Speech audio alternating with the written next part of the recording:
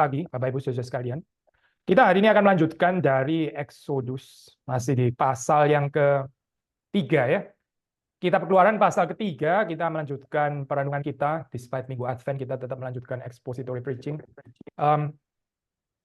Tes. Ya, kita lagi. Sekarang sudah nggak ada sih, tapi tolong perhatikan ya, supaya nggak diganti-ganti terus itu. Saya baca dari ayat 13 sampai 22. Kejadian pasal 3 ayat 13 sampai 22. Lalu Musa berkata kepada Allah, tetapi apabila aku mendapatkan aku kepadamu, dan mereka bertanya kepadaku, bagaimana tentang Allah kepada Musa? Aku adalah aku. Lagi firman-Nya, beginilah kau katakan kepada orang Israel itu, akulah aku telah mengutus aku kepadamu.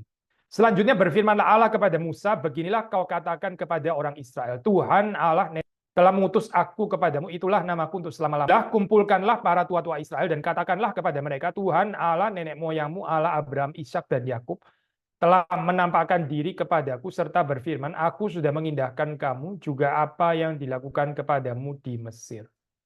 Jadi aku telah berfirman, aku akan menuntun kamu keluar dari kesengsaraan di Mesir menuju ke negeri orang Kanaan, orang Het, orang Amori, orang Feris, orang Hewi dan orang Yebus, ke suatu negeri yang berlimpah-limpah susu dan madunya. Dan bila mana mereka mendengarkan perkataanmu, maka engkau harus beserta para tua-tua Israel pergi kepada Raja Mesir. Dan kamu harus berkata kepadanya, Tuhan Allah orang Ibrani telah menemui kami. Oleh sebab itu, izinkanlah kiranya kami pergi ke padang gurun 3 hari perjalanan jauhnya untuk mempersembahkan korban kepada Tuhan Allah kami. Tetapi aku tahu bahwa Raja Mesir tidak akan membiarkan kamu pergi, kecuali dipaksa oleh tangan yang kuat. Tetapi aku akan mengacungkan tanganku dan memukul Mesir dengan segala perbuatan yang ajaib yang akan kulakukan di tengah-tengahnya. Sesudah itu ia akan membiarkan kamu pergi. Dan aku akan membuat orang Mesir bermurah hati terhadap bangsa ini. Sehingga apabila kamu pergi, kamu tidak pergi dengan tangan hampa, tetapi tiap-tiap perempuan harus meminta dari tetangganya, dan dari perempuan yang tinggal di rumahnya barang-barang perak dan emas dan kain-kain yang akan kamu kenakan kepada anak-anakmu, lelaki dan perempuan, demikianlah kamu akan merampasi orang Mesir itu. Demikian pembacaan firman Tuhan, mari kita masuk di dalam doa. Tuhan berkati untuk perenungan pada hari Minggu ini. Tuhan menolong kami sekali lagi menyatakan kehendak-Mu, dan buatlah hati kami ini tertarik dan berkomitmen untuk terus melakukan kehendak Tuhan sepanjang umur hidup kami. Engkau memberkati hamba-Mu, memberkati kami semua yang merenungkan entah yang ada di Stockholm atau di Hamburg atau di Bern, dan mungkin juga di tempat-tempat yang lain. Tuhan menyertai kami semua. Demi Yesus Kristus kami berdoa, kami memohon kepadamu. Amin. Ya, saya minta tolong bagian ini ya, bagian apa? Sekarang saya oke bersih ini. Cuma just make sure, mungkin saudara tetap perlu ada yang cek di rekaman YouTube or whatever. Jangan sampai suaranya nggak masuk ya, karena ini akan dipakai di kebaktian di tempat yang lain. Make sure suaranya itu nggak terganggu gitu. Kalau gambar sih itu nggak sepenting suara ya. Ya sudah, di dalam pembacaan ini ya, Genesis 3, Exodus 3 ya, mulai dari ayat 13, di situ saudara melihat bahwa Musa ya menanyakan nama Allah ya. Mungkin ini seperti sesuatu yang awkward ya, atau saudara anggap ini kok di sini pasti tanya namanya, berarti Musa nggak kenal kali ya Tuhan itu siapa gitu ya. Gini ya, saudara, kita mesti mengetahui konteksnya pada saat itu gitu. Maksudnya ini ya, kehidupan di tanah Kanaan pada saat itu di Mesir termasuk ya. Konsep itu adalah konsep yang politeistik ya. Jadi setiap bangsa, setiap negara ya, setiap umat itu punya Allahnya masing-masing ya. Jadi waktu Musa di sini tanya tentang Allah ini ya, ini saudara nggak bisa bayangkan dari perspektif kita orang Kristen, loh Musa kok bisa-bisanya sih masih tanya nama Allah, berarti dia nggak kenal atau apa gitu ya. Karena ya, setiap bangsa punya Allahnya masing-masing di dalam konteks yang politeistik ini ya. Wajar sebetulnya kalau Musa itu mau make sure ya, ini sebetulnya yang menyapa saya ini siapa. Nah, ada komentari mengatakan dari sebelumnya, perikop sebelumnya kan Musa. Itu pertanyaannya, who am I? Memang saya ini siapa? Kok saya sampai bisa diutus seperti itu ya? Saya ini siapa? Nah, di sini dari pertanyaan who am I berubah menjadi pertanyaan who are you sekarang ya. Setelah who am I, saya ini siapa ya? Kok saya yang diutus gitu? Memang saya bisa apa melepaskan mereka dari tangan Mesir? Nah, sekarang pertanyaannya adalah who are you ya? Engkau ini siapa yang mengutus saya ini siapa? Perhatikan di sini ya saya bahwa Tuhan nggak marah gitu ya. Tuhan nggak marah, nggak ada tanggapan, nggak ada slide hint yang mengatakan di dalam catatan kitab Keluaran ini bahwa Tuhan terus kemudian marah. Masa kamu nggak kenal saya kok bisa-bisanya begitu ya. Sekarang masih tanya dan sebagainya. Lu ngapain aja waktu itu dan seterusnya. Apakah engkau nggak mengenal ayah nenek moyang? Nggak ada saya pembicaraan itu nggak ada ya. Tapi yang ada adalah Tuhan itu menyatakan dirinya, menyatakan namanya. Ya. Sekali lagi ya, karena bahkan ya sekalipun nama Yahweh ini ya Tuhan ini bukan pertama kali loh saya at least secara kanonisasi akhir ya kita terima di dalam kitab suci kita gitu perjanjian lama dalam hal ini ya Eh, saudara bisa melihat kata Yahweh itu bukan pertama kali saya keluar di sini tapi sudah ada dari pasal 4 ya kejadian bahkan ya kejadian pasal 4 itu sudah dikenal nama Yahweh. Lalu kenapa di sini kok jadi seperti kayak nggak tahu lagi yang ada yaitu Allah Abraham, Ishak dan Yakub ya. Kenapa? Ya ini berarti kita boleh assume ya ini bahwa nama itu pelan-pelan itu menjadi hilang gitu. Padahal sudah pernah ada ya di Genesis 4 ya, tapi sekarang ini kan sudah di kitab Keluaran. Harusnya orang Israel tahu dong karena sudah pernah ada kok catatannya jauh sebelum ini ya. Berarti ini untuk generasi-generasi selanjutnya ya itu mereka itu nggak terlalu mengenal nama Allah yaitu Yahweh atau Tuhan ini ya. Saya mengambil dari komentari saya. Komentari mengambil contoh misalnya paling jelas itu sudah bisa melihat di dalam kitab Esther ya. Kitab Esther ini kitab yang menarik ya. Tapi di dalam kitab Esther di situ ya itu Allah itu nggak dimention saya, nggak dimention namanya. Itu totally missing ya di dalam buku itu ya. Nah, memang tentu ini penafsirannya bisa banyak sekali ya. Tapi kalau kita boleh kaitkan dengan kitab Keluaran di bacaan hal ini berarti apa sih? Di dalam zaman kehidupan Esther ya, itu orang-orang Israel ya, sudah demikian kehidupannya itu nggak mengetahui dengan jelas bahwa nama Allah itu adalah Tuhan sampai nggak ada catatan sama sekali. Nah, autor dari buku Esther mungkin punya maksud yang lain ya, tapi salah satu penafsirannya adalah ini mau menggambarkan bahwa keadaan itu, soal saya pakai di dalam komentari dia pakai istilahnya itu had become largely paganized, ya. Had become largely paganized. Ya, ini nyambung ya saya dengan keadaan di Eropa. Kekristenan somehow ya setelah dari tanah Israel ya setelah itu Paulus melanjutkan kan masuknya ke benua Eropa gitu. Tapi sekarang mungkin juga mirip seperti di dalam keadaan buku Esther ya dicatat di situ ya had become largely paganized ya, secularized sehingga sulit ya saya membicarakan tentang Tuhan yang sebetulnya itu pernah dikenal gitu. Nah, ini keadaan seperti itu juga saya kita bisa melihat di dalam kehidupan bangsa Israel pada saat itu termasuk bahkan Musa di sini ya. Nggak cukup agaknya pakai istilah the God of your fathers gitu ya, Allah nenek moyangmu. Ya, karena ya orang Israel bisa punya pengertian yang berbeda-beda dengan Allah nenek moyangmu termasuk Allah Abraham, Ishak dan Yakub. Oke, ada kontinuitas dengan sejarah gitu ya, ada kontinuitas dengan yang lampau, tapi siapa namanya ya? Bisa saja di dalam pengertian ini orang Israel itu punya beliefs yang heterodoks ya. Bukan yang ortodoks tapi yang heterodoks ya, yang berlain-lainan. Pengertiannya itu berbeda-beda ya. Sampai sekarang pun kalau sudah perhatikan ya orang Kristen boleh saja pakai nama Yesus gitu, tapi Yesus yang mana gitu ya.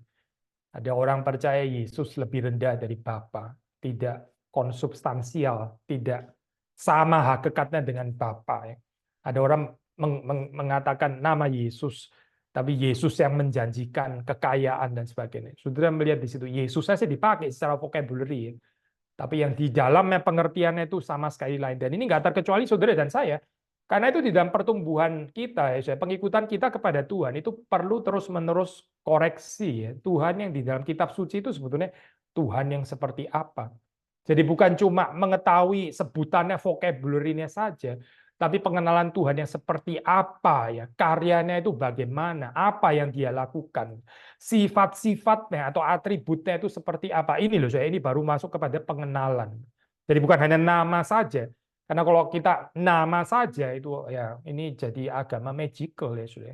Hanya sekedar menyebut nama terus kemudian kita pikir kita ya sudah bisa dapat akses terhadap pengenalannya, kuasanya dan sebagainya. Karena kita tahu namanya. Padahal yang terjadi di situ sebetulnya mungkin adalah abuse the name of God ya, abusing the name of God, abusing the name of Jesus bisa saja di situ sudah terjadi. Gitu. So sekali lagi ya, waktu Musa tanya di sini siapakah namamu ya, Tuhan nggak marah, tapi Tuhan ya memperkenalkan saya namanya Yahweh atau di sini ini apa? Pakai istilah ini juga memberikan satu penafsiran yang banyak ya. Itu kalau sudah baca di dalam terjemahan Indonesia nanti dikatakan aku adalah aku ya. Nah, istilah aku adalah aku ini saya. Ini sebetulnya istilah yang kompleks ya gitu. Membutuhkan apa ini penafsiran yang panjang gitu. Di antara para scholars pun juga ada perdebatan gitu. Ini di dalam bahasa aslinya ya itu ya itu yang terus kemudian ini ya apa menjadi Yahweh itu di dalam bahasa Canaanite, di dalam bahasa Kanaan itu bisa ditafsirkan I am that I am atau I will be that I will be atau I cause to be ya, because I cause to be ya. Jadi terjemahannya itu kompleks sekali gitu. Atau variasinya ya. I am that I will be atau I will be that I am bisa juga gitu. So ada kekayaan nuansa ini mungkin kita nggak perlu pilih ya, so, ya. Tapi dengan kekayaan nuansa ini kita mengetahui gitu sebetulnya apa yang dimaksud gitu. I am that I am misalnya Tuhan itu adalah dirinya sendiri. I am that I am. Nah, so, kita mungkin salah satu penafsiran yang paling aman adalah dengan mengaitkan dengan penyataan diri Yesus ya, the seven great I am yang ada di dalam Perjanjian Baru, Injil Yohanes ya, itu kan Yesus menyatakan dirinya, I am ada 7 kali ya, so, ya. I am the seven great I am ya. Waktu Yesus mengatakan I am ya itu sebetulnya adalah satu klaim divinitas. Ya. Nah, orang yang mengerti teologi Perjanjian Lama waktu Yesus mengatakan I am ya, ego eimi itu ada echo dengan pernyataan yang dinyatakan di sini ya oleh Allah Yahweh kepada Musa I am ya. So I am ini bukan cuma soal existence ya. I am itu bukan cuma soal existence tapi juga ada nuansa Tuhan itu adalah yang menyebabkan. So bukan cuma I am di dalam pengertian Tuhan itu berada saja tapi Tuhan itu sekaligus juga adalah yang create dan bukan cuma create tapi juga sustain. I am. Saya ini yang menciptakan, saya ini yang menggerakkan, saya yang menyebabkan. I cause to be. Ya. Saya ini adalah yang menyebabkan segala sesuatu itu ada. Jadi ini gambarannya itu jauh daripada gambaran statik. Jauh daripada gambaran I am yang diem, yang berada saja. Ya. Kadang-kadang gambaran kita tentang keberadaan itu bisa statis seperti ini loh. Tuhan sih memang ada, tapi Tuhan nggak berurusan dengan ciptaannya gitu. Ini kan ya ada sih, bukan ateisme. Tapi Tuhan yang nggak bergerak somehow ya. Nah bandingkan dengan terjemahan I cause to be, ya. Berarti ada dinamika kan di sini ya. I cause to be. Nah, berarti kalau sudah tambahkan lagi dengan nuansa I will be, ya. I will be. Ini berarti bukan cuma Tuhan yang ada sekarang, tapi juga yang akan datang. Nah seperti saudara tahu yang sekarang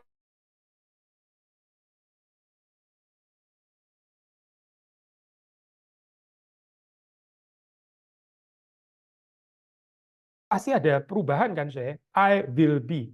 Jadi ini konsep ini ya saya, konsep I am ya, I am that I am. Ini jauh sekali daripada gambaran Tuhan yang sekedar ada ya. Makanya ada teolog yang kurang senang pakai istilah God's existence ya. God's existence ya. Teolog seperti ini merasa membicarakan keberadaan Allah di dalam pengertian existence itu nggak cukup gitu. Ya, ini bukan berarti terus kok lalu kalau nggak setuju God's existence berarti apa? God's non-existence. Ya bukan itu, saya bukan. Ini bukan terus kemudian kalau nggak setuju dengan God's existence terus berarti ya ateisme dong berarti gitu. Itu terlalu sederhana ya saya cara mikir seperti itu. Tapi istilah existence itu ya, kalau kita ngertinya salah, itu bisa di dalam pengertian yang statik loh saya, sekedar ada gitu. Apalagi ditambah dengan penghayatan sekarang ya, saya ini apa lebih apa ini lebih kacau lagi. Dan saya pakai istilah populer ya, saya ini apa generasi sekarang ya, yang struggling to exist ya, struggling to exist melalui medsos misalnya ya, supaya eksistensinya itu diketahui gitu. Oh, tambah kacau lagi so, istilah existence di sini ya. Yang tadinya nggak pernah ada sekarang jadi punya meaning yang baru ya.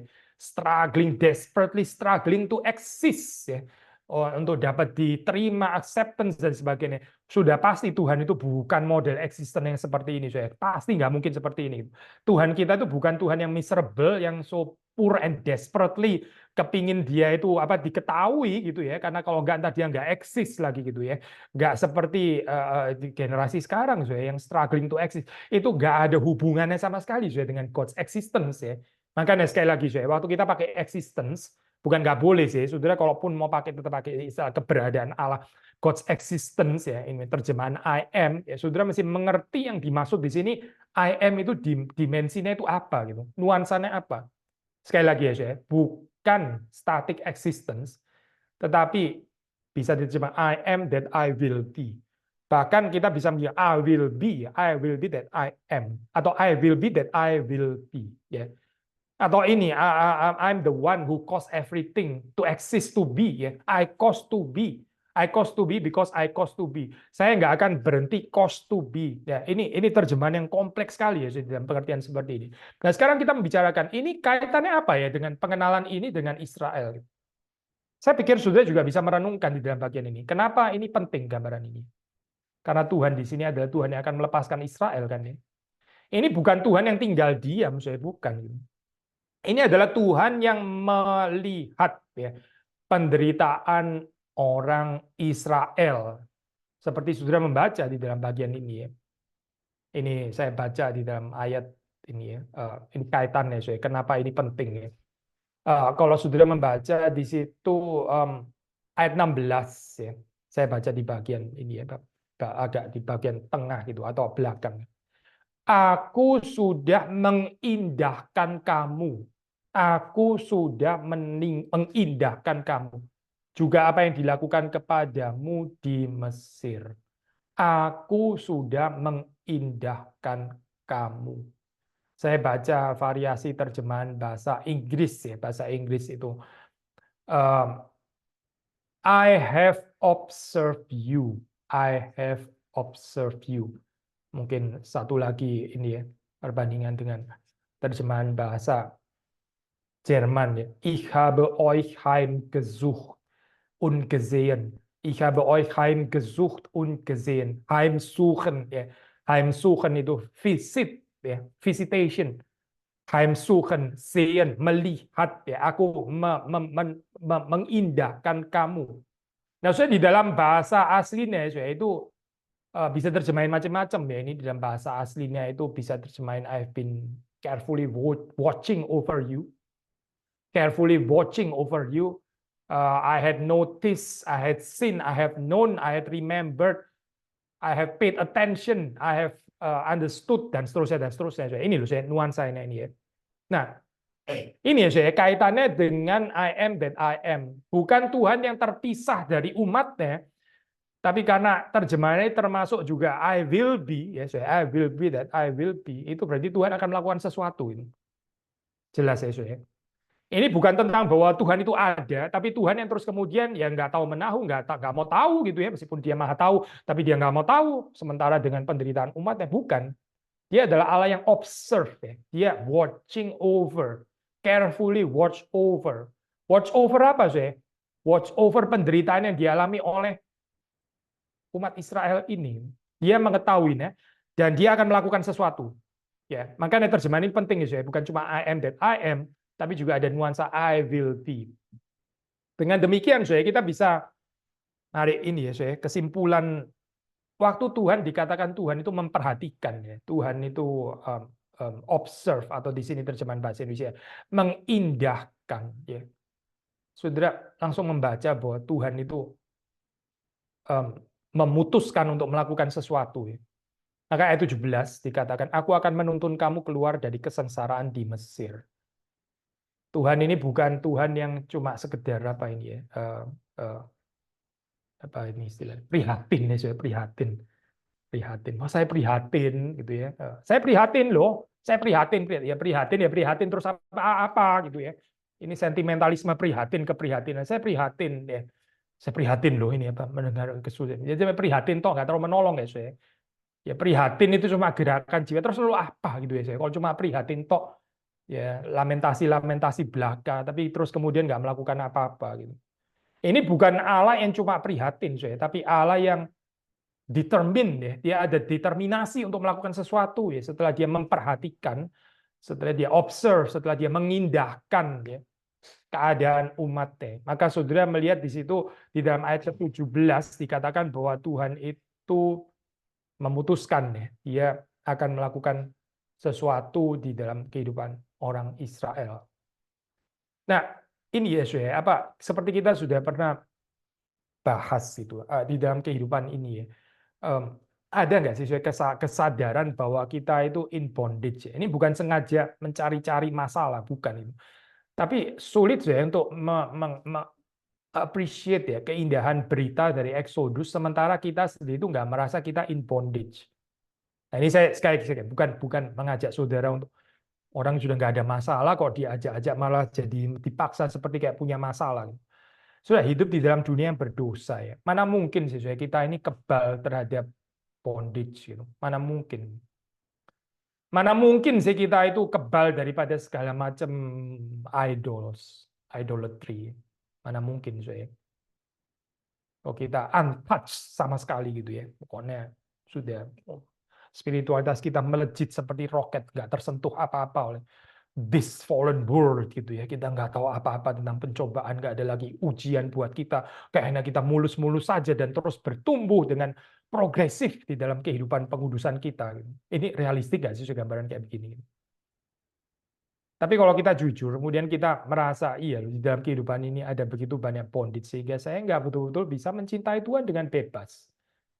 Saya nggak betul-betul bisa appreciate enjoying God's presence, ya. Glorifying God, loving God with all my heart, my soul, my mind, my strength, itu kayaknya ada banyak hindrance. Loving my neighbor as myself, seperti kita sendiri, itu juga sepertinya banyak hindrance. Ya. Nah, kalau saudara mendapati ada problem ini, ya berbahagialah. Berarti the God of Exodus, the message of Exodus, nah itu still relevan untuk saudara. Sekali lagi ya saya, Tuhan memperhatikan kehidupan umatnya. Umatnya yang apa saya? Yang menderita. Apa sih penderitaannya? Terutama bukan penderitaan fisik atau makannya kurang bergizi. Bahwa ada kuali berisi daging saya di sana gitu. Lumayan bergizi dan kayaknya lumayan nikmat sih ya. Ini apa kulinerinya Mesir gitu. Tapi bukan itu saya. Penderitaan utama itu bukan itu. Penderitaan utamanya adalah mereka nggak bisa beribadah dengan bebas kepada Yahweh. Mereka nggak bisa mendedikasikan diri mereka sepenuhnya kepada Tuhan. Nggak bisa. Mereka harus menyerahkan diri mereka untuk diperbudak, melayani dewa-dewa Mesir, melayani ideologinya Fir'aun, ya. Melayani ideologi dunia ini, melayani ideologi the worldly empire, ya harus mengabdi ke sana. Gitu. Dan ini yang nggak bisa membuat mereka itu bebas untuk mengasihi Tuhan, mengabdi kepada Tuhan, mempersembahkan diri kepada Tuhan. Dan ini suffering, saya. Ini adalah suffering. Kalau saudara dan saya berpikir ya di dalam kehidupan ini kita ini masih belum bisa mencintai Tuhan dengan sepenuhnya. Selalu ada brokenness di dalam penyerahan diri kita kepada Tuhan.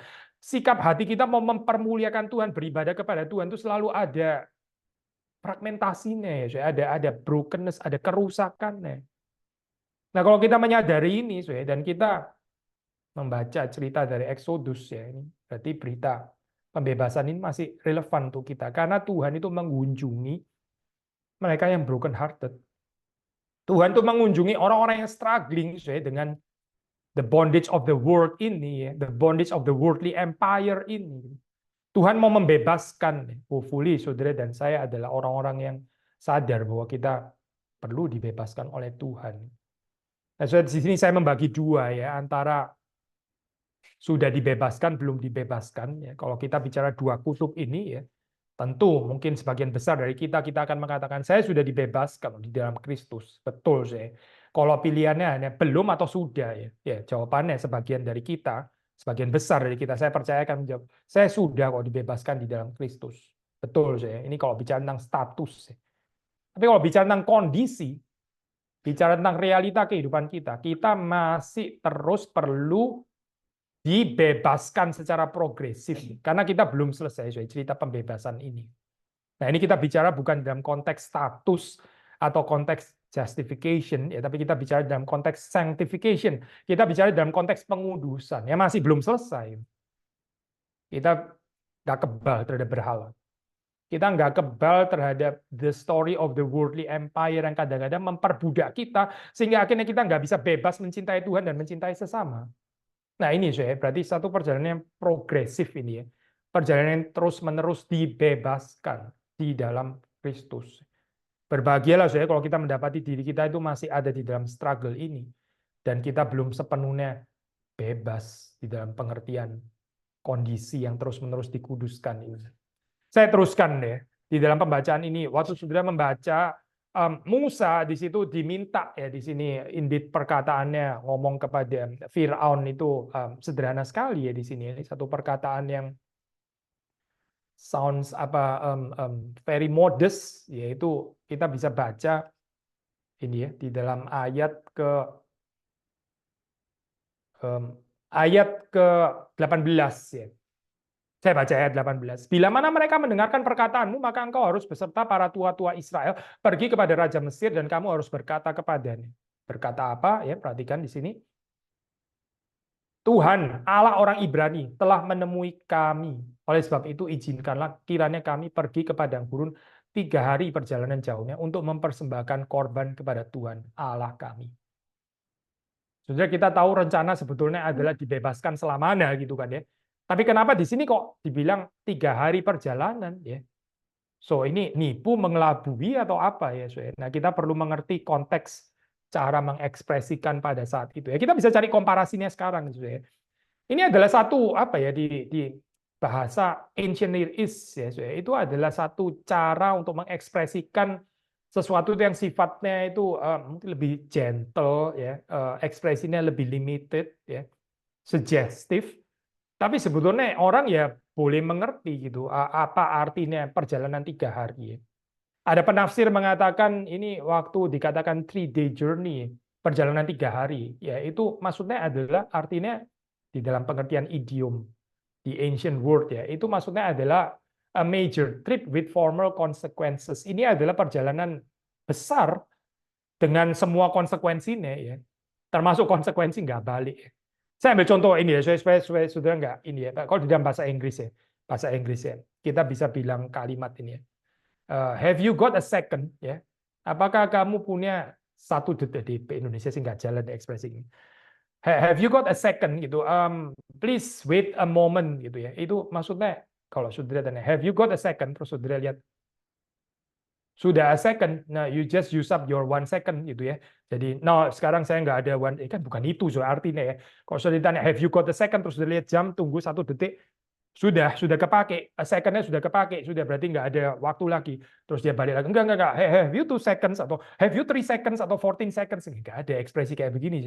Have you got a second itu maksudnya bukan a second seperti saudara tahu ya. Maksudnya lu ada waktu nggak? Mungkin ngomongnya 14 menit setelah itu ya, bukan a second gitu. Tapi kalau saudara mengerti a second ya kayaknya saudara nggak mengerti ekspresi have you got a second gitu. Sama di sini ya, waktu dikatakan ini akan 3 hari perjalanan jauhnya. Firaun pun mengetahui bahwa ini artinya bukan 3 hari, tapi bisa nggak balik ya di dalam pengertian itu ya.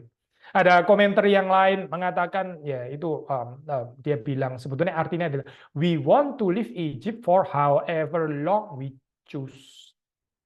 We want to leave Egypt for however long we choose.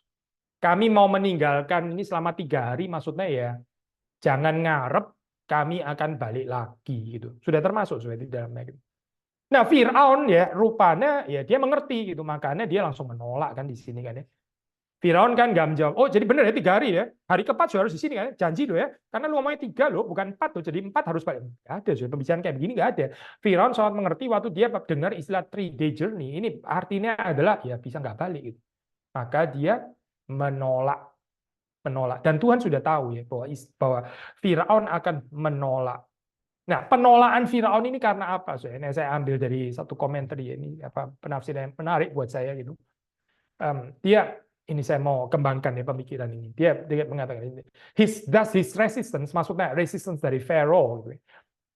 What they were asking for was the very sort of thing that could create the situation his predecessor feared, yaitu apa? Yang ditakutkan oleh predecessornya, namely an Israelite movement of separate national identity, dissociating itself from Egypt and heading out into Asiatic reaches where the Israelites might join with anti-Egyptian forces and become effective enemies of Pharaoh and his people. Nah, saya mau ini ya, saya pengertian ini saya mau aplikasikan dalam kehidupan saudara dan saya.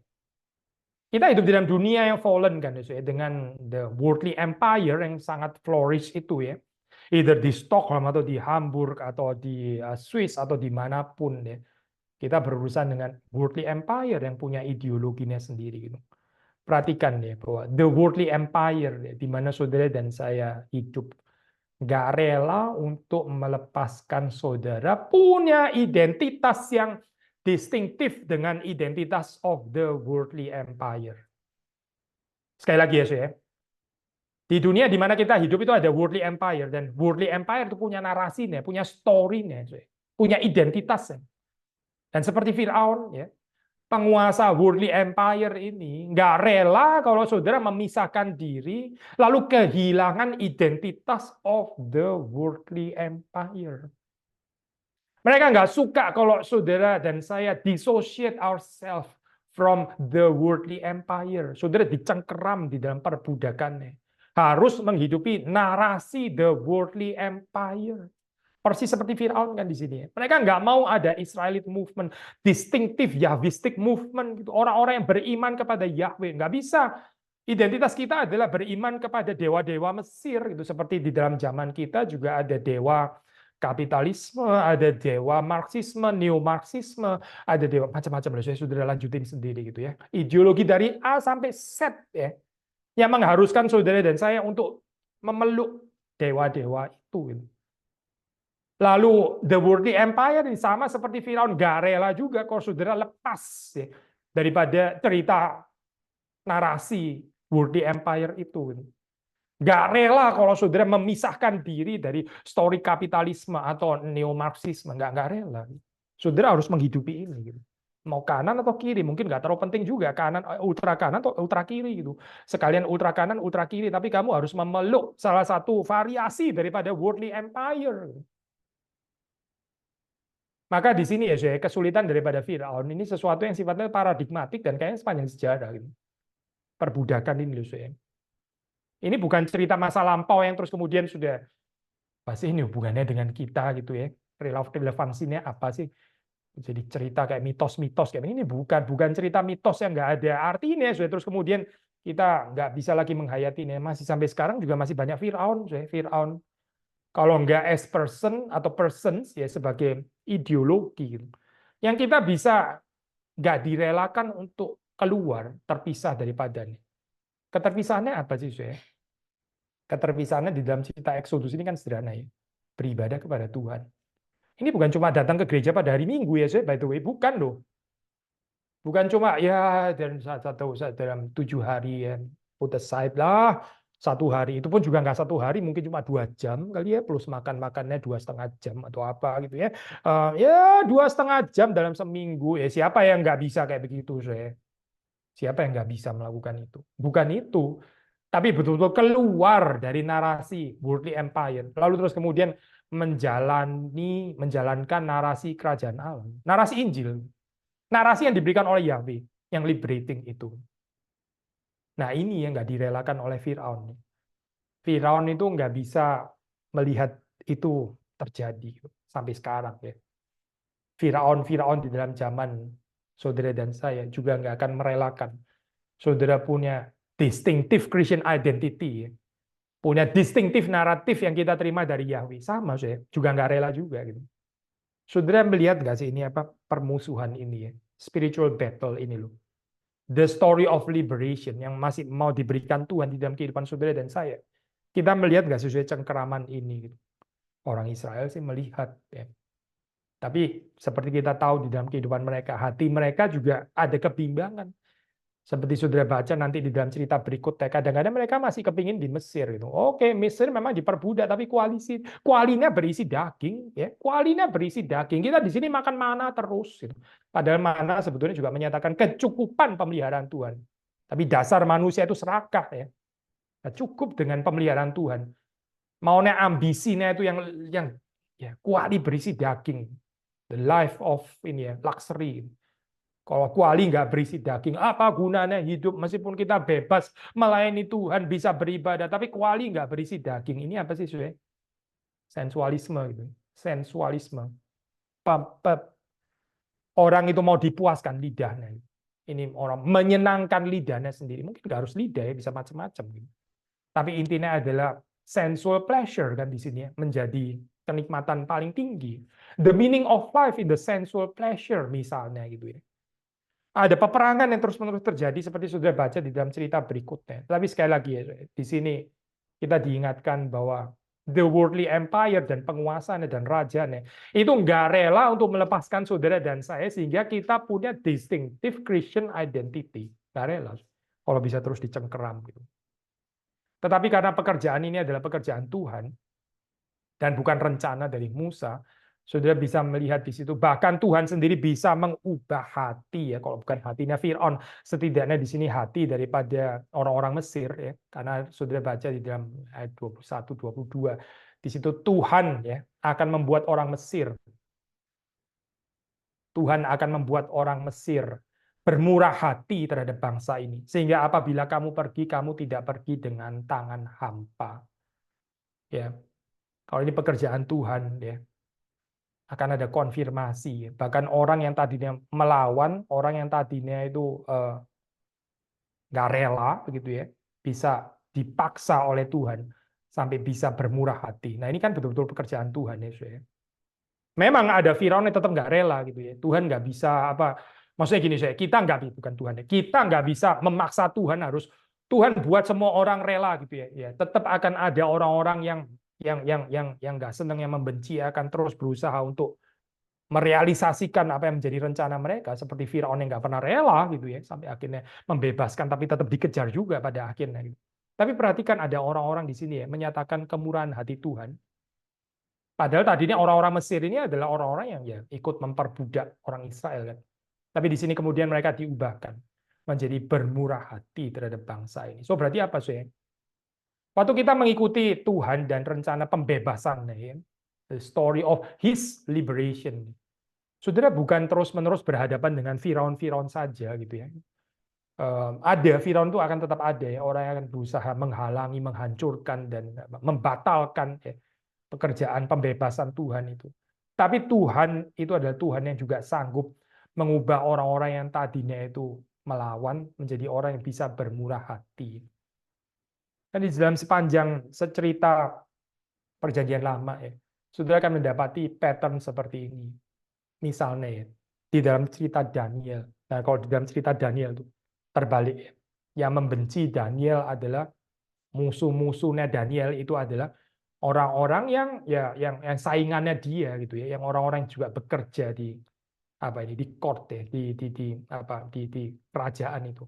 Tapi Darius sendiri ya, Darius sendiri itu punya apa semacam cinta ya, karena dia bisa melihat Daniel ini adalah orang yang benar. So kalau di sini rajanya ya, rajanya yang masih punya hati nurani. Tapi bawahan raja-rajanya itu yang membenci Daniel. Nah, kalau di sini terbalik ya, Firaun yang nggak punya hati nurani. Firaun yang mau terus menahan ya. Tetapi orang-orang Mesir sendiri bermurah hati terhadap bangsa Israel. Either way lah saya, nggak tahu yang mana gitu. Tapi di dalam kehidupan ini ya, seperti sudah dicatat dalam Perjanjian Lama. Ya. Waktu kita mau menjalankan berbagian participate di dalam God's liberating story ini ya, God's liberating story, God's Exodus ya. Akan ada orang-orang yang tetap melawan ya. Ya, supaya kita nggak kehilangan kesempatan untuk terus-menerus berada dalam spiritual battle itu ya, supaya kita nggak terlalu complacent. Tapi juga ini bukan gambaran keseluruhan kok. Ada orang-orang yang juga dipakai Tuhan, diubahkan di sini untuk bermurah hati. Saudara jangan nggak melihat itu ya. Saudara jangan pandangannya negatif terus seperti kayak setiap kali saya mau menjalankan narasi kerajaan Allah, adanya cuma susah terus ya, perlawanan terus. Nah, itu kayaknya kita nggak melihat anugerah Tuhan ya, berarti di situ gitu. Sekali lagi ya saya, spiritual battle memang ada, tetap ada spiritual war. Tapi perhatikan saya di dalam cerita ini, ada orang-orang yang bermurah hati.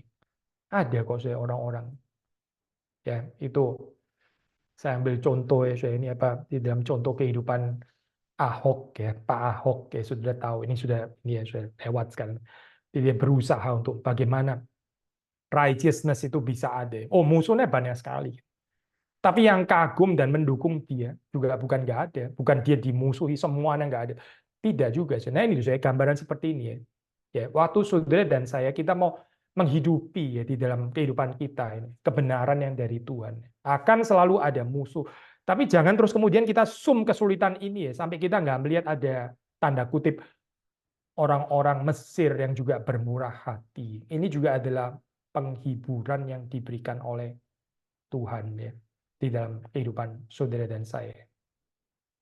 Tuhan akan menyediakan ada orang-orang yang meskipun tetap bukan umat Israel ya, bukan bangsa pilihan, tapi ini adalah orang-orang yang dihadirkan ya, supaya pergumulan saudara ya, peperangan kita itu nggak sampai terlalu berat sampai kita nggak bisa menanggungnya lagi. Ada belas kasihan Tuhan kok, ada penyediaan Tuhan ya, meskipun spiritual war tetap ada. Nah, harap saya di dalam kehidupan kita, ya, waktu kita bekerja, waktu kita studi, waktu kita ditempatkan di marketplace, di society ini ya, fallen society, with the story of the worldly empire, ya, yang berusaha untuk memperbudak kita. Sudah jangan nggak melihat pertolongan Tuhan. Ada konfirmasi, ada kecukupan dari Tuhan. Ini kan sesuatu yang mereka perlukan, ya, karena mereka nanti akan berjalan di wilderness itu panjang sekali. Maka Tuhan mempersiapkan ya di sini. Sudah melihat di situ akan ada barang-barang perak, emas, kain-kain ya, yang akan kamu kenakan kepada anakmu laki-laki dan perempuan ya. Jadi Tuhan memperhatikan, bukan cuma membebaskan saya, membebaskan terus dalam keadaan yang kering kerontang, bukan. Tapi Tuhan sendiri yang memikirkan bagaimana memimpin bangsa ini berjalan di wilderness. Tuhan loh yang memikirkan. Ini bukan inisiasinya Israel saya, ini adalah inisiasi Yahweh, inisiasi Tuhan. Tuhan yang memikirkan bahwa kebutuhan mereka selama di wilderness ya, itu akan tercukupi. Tuhan yang membuat orang Mesir akan memberikan dengan rela barang-barang mereka itu ya kepada orang-orang Israel. Sekali lagi ya saya, ini seharusnya mendorong saudara dan saya itu untuk berani beriman, mengikuti pimpinan Tuhan. Berani untuk mengambil keputusan, ya saya mau dibebaskan oleh Tuhan. Saya mau menjalani cerita Exodus ini. Dan bukan membiarkan ideologi worldly empire ini terus mencengkeram saya dan membuat hidup saya ini reduktif ya. Nggak berbuah, nggak bisa jadi berkat. Meskipun nyaman, ya, meskipun ada kuali berisi daging. Meskipun mungkin income kita lumayan stabil, ya, kita hidup kayaknya enak-enak saja, tenang gitu ya, dan sebagainya, bisa menikmati hidup, bisa ada leisure time dan sebagainya. Meskipun itu semua, ya, tetapi apa gunanya saya kehidupan seperti ini, tapi ternyata kita nggak berbagian di dalam God's Exodus story. Kiranya Tuhan memberikan kepada kita iman, pengharapan, dan cinta kasih kepada Dia. Mari kita masuk di dalam doa.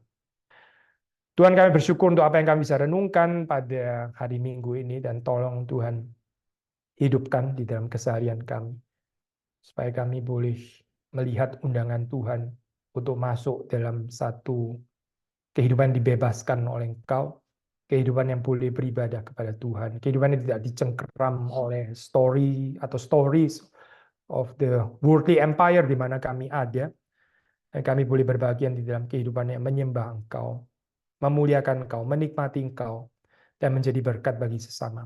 Tuhan memberkati jemaat-Mu, memberi kepada kami kehidupan yang semakin menyenangkan Tuhan. Demi Yesus Kristus kami berdoa.